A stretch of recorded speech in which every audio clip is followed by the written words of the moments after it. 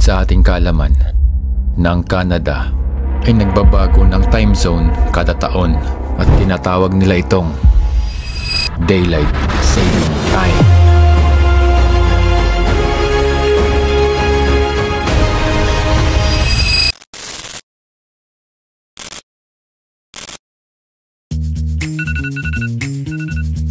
AM nang ako ay magising at binantayan ko ang oras.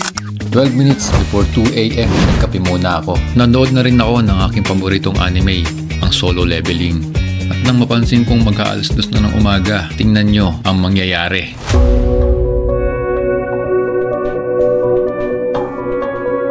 Titigan nyong mabuti.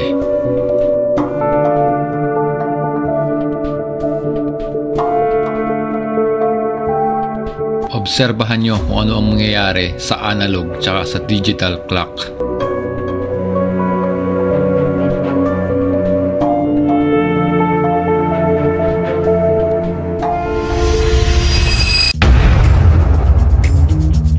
AM sa digital clock at 3 AM naman sa analog clock.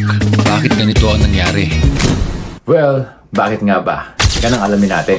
At sa aking pagsasaliksik, ito ang aking nakita. Sabi ni Google, Canada uses Daylight Saving Times or DST primarily to maximize daylight hours during the summer months. Ang weird, di ba? So ngayon, alam mo na.